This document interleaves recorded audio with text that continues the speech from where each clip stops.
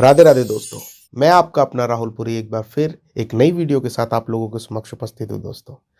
दोस्तों आज का जो विषय है वो हमारे समाज से संबंधित विषय है, सामाजिक विषय है कि अगर किसी के घर में बेटियां होती हैं तो वो व्यक्ति उतना ज़्यादा उत्साहित क्यों नहीं होते हैं जितना वो बेटे के होने पे उत्साहित होते हैं। तो आज मैं आपको बताऊंगा कि बेटियां किन कैसी किस्मत वालों के घर में पैदा होती हैं और बेटियां अगर कहीं पैदा होती हैं तो ऐसे व्यक्ति के और उसके जीवन में क्या लक्षण होते हैं जिस वजह से बेटियां पैदा होती हैं। तो सबसे पहले दोस्तों हम अगर बात करते हैं पुत्र की, तो देखिए मैं ये मानता हूं कि अगर किसी का भाग्य बहुत अच्छा है तो उसको पुत्र रत्न की प्राप्ति होती है, मगर अगर कोई सौभाग्यवान इंसान है तो उसको पुत्री रत्न की प्राप्ति होगी, तो उसको बेटी प्राप्त होगी। तो पुत्र भाग्य से हुआ और बेटी सौभाग्य से हुई, तो आप सौभाग्यवान हैं अगर आपके घर में पुत्री है। तो दोस्तों ऐसा मैं क्यों बोल रहा हूं, क्योंकि आज भी, मैं ये नहीं कह रहा कि सभी लोग, आज भी ऐसे बहुत से घर हैं जहां पर अगर पुत्री हो जाए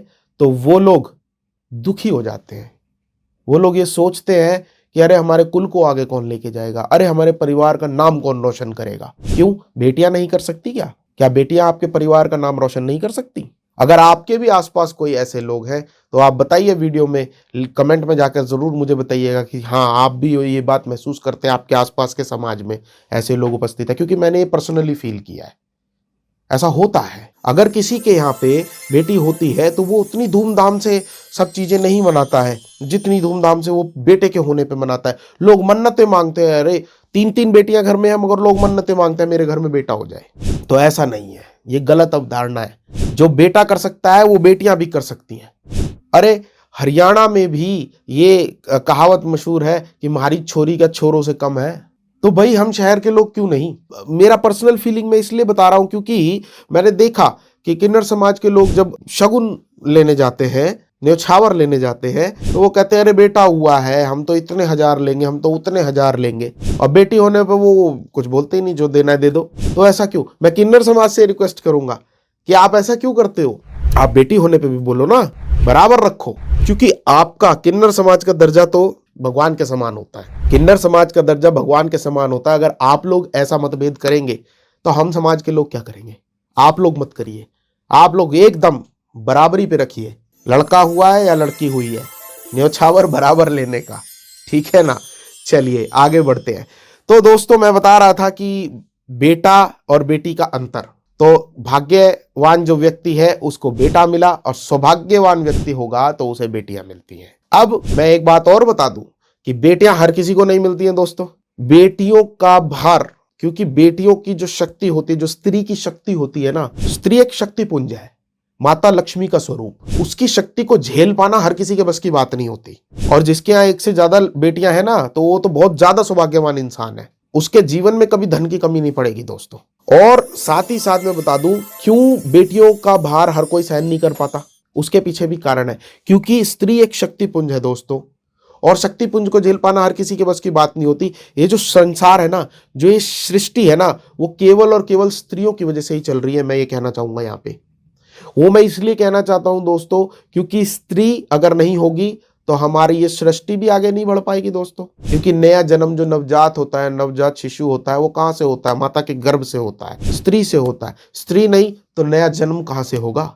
और नया जन्म नहीं होगा तो ये संसार, ये सृष्टि कैसे चलेगी? तो दोस्तों आप सौभाग्यवान हैं अगर आपके घर में बेटी है तो। अब आगे बढ़ते हैं। और भी अवधारणाएं हैं, जैसे कहा जाता है कि पिंडदान बेटियां नहीं कर सकती हैं, तो ऐसा नहीं है। शास्त्रों में इसका जिक्र है, रामायण में इसका जिक्र है दोस्तों। राजा दशरथ का जो पिंडदान है वो सीता मैया ने किया था। तो अगर उस युग में ऐसा हो सकता था तो आज के युग में क्यों नहीं? तो ये मैंने आपको पौराणिक महत्व बताया। तो ये नहीं है। बहुत लोग बोलते हैं कि भाई पंडन नहीं कर सकते, तो ये गलत है। शास्त्रों में इसका साफ साफ जिक्र है, तो पंडन कर सकते हैं। अगर बेटियां भी पंडन कर सकती हैं और अगर ससुराल पक्ष में कोई पुरुष नहीं है तो बहुएं भी पिंडदान कर सकती हैं, ऐसा जिक्र है हमारे पुराणों में भी। अब आगे बढ़ते हैं दोस्तों। मैं दोस्तों एक बात और यहाँ पे करना चाहूँगा। ये तो बात हुई बेटियों के कर्तव्यों की। अब बात करते हैं कि हम बेटियों को आगे फैसिलिटीज़ क्या दे रहे हैं। दोस्तों, जीवन के अंदर हमें बेटियों को भी फैसिलिटीज़ देनी चाहिए, हमें उन्हें आगे पढ़ाना लिखाना चाहिए, ना कि उनकी शादी के लिए जल्दी करनी चाहिए। क्योंकि मैंने बहुत सी जगह पे ये देखा है, लोगों को अफरा-तफरी मची रहती है, बेटी 20 की पार हुई नहीं, दिमाग में उनके एक ही क्वेश्चन, शादी, शादी, शादी। ऐसा नहीं करना चाहिए। आपको अपनी बेटी को पढ़ा लिखा कर उसको उसके पैरों पे खड़ा करना चाहिए, ताकि वो अपने सपनों को साकार कर सके, आपके घर का नाम रोशन कर सके। तो ऐसा नहीं होता कि आप केवल बेटे को ही फैसिलिटी देंगे, हमें बेटे को ही पढ़ाना लिखाना है। तो इस चीज का हमें खासा ध्यान रखना है। बेटा केवल एक कुल को रोशन करता है, मगर बेटियां दो दो कुलों को रोशन करती हैं। बेटा जिस घर में जन्म लेता है, उसके कर्म उस घर का नाम रोशन करते हैं केवल। मगर बेटी पहले अपने मायके में रहती है, वहां पे जो कर्म करती है वहां उसका मायके का नाम रोशन करती है, फिर ससुराल में जाकर अपने कर्मों से ससुराल पक्ष का नाम रोशन करती है। तो बेटियां दो दो कुलों को रोशन करती हैं। तो इसलिए बेटियां इंपॉर्टेंट है हमारे जीवन में, हमें ध्यान रखना चाहिए इस चीज का। देखिए, अब तो डिफेंस फोर्सेस में भी बेटियों को अलाउड कर दिया है, तो हर जगह पे बेटियों को आगे बढ़ चढ़कर हिस्सा लेने की अनुमति मिल रही है।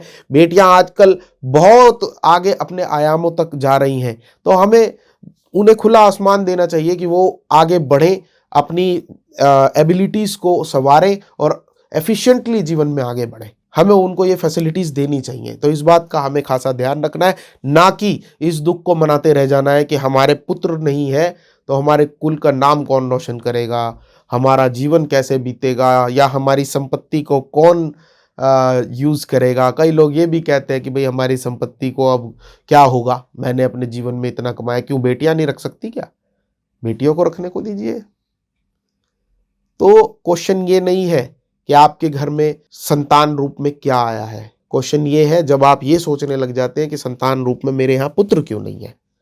मैंने बहुत से घरों की ऐसी हालत देखी है जहां पे दो दो तीन तीन बेटे होते हैं, मगर माता पिता फिर भी रोड पे घूम रहे होते हैं। पूरे जीवन उन्होंने बहुत कुछ कमाया होता है पैसे को लेकर, मगर अपने बुढ़ापे में जहां उन्हें सेवा मिलनी चाहिए तो उन्हें सेवा नहीं मिल पाती और वो रोड पे घूमते रहते हैं। मगर उसी के विपरीत एक पुत्री किसी के घर में है और वो पुत्री अपने ससुराल का जो कर्तव्य है वो भी निभा रही है और अपने माता पिता का ध्यान भी रख रही है। ऐसा भी एग्जाम्पल्स मैंने बहुत सारे देखे हैं।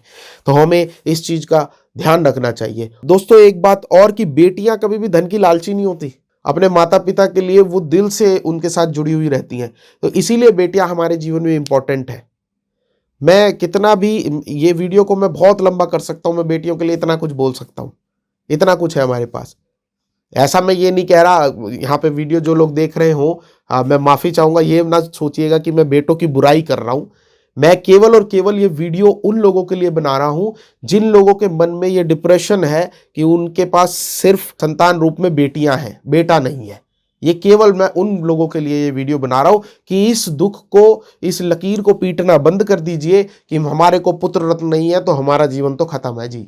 ऐसा नहीं है। अगर बेटियां आपके जीवन में है और आप बेटियों को सिवाय उनके दहेज पे खर्चा करने के और उनकी शादी पे खर्चा करने के, उनकी पढ़ाई पे खर्चा करें, तो विश्वास मानिए बेटियां भी आपका नाम बहुत ज़्यादा रोशन करेंगी। तो इसी के साथ मैं अपनी वीडियो को विराम देना चाहूँगा और उम्मीद करता हूँ कि मेरी इस वीडियो से किसी को ठेस ना पहुँची हो। अगर किसी को ठेस पहुँची हो तो उसके लिए मैं माफ़ी चाहता हूँ। मगर दोस्तों, ये क्या कहें, कड़वा सत्य है जो समाज में चल रहा है, वो मुझे अपने इस चैनल के माध्यम से रखना ज़रूरी था। वीडियो अच्छी लगी हो तो लाइक, शेयर एंड सब्सक्राइब कीजिएगा और घंटी का बटन प्रेस कर लीजिएगा ताकि नई नई वीडियोज़ आप लोगों तक मेरी पहुंचते रहें दोस्तों।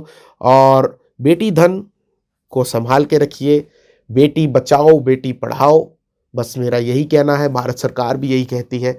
तो सब लोगों को इस चीज़ का ध्यान रखना है और जीवन में आप लोगों के खुशियां रहें, सभी लोग स्वस्थ रहें, ऐसी मेरी कामना है। राधा रानी की कृपा आप पे बरसती रहे। राधे राधे।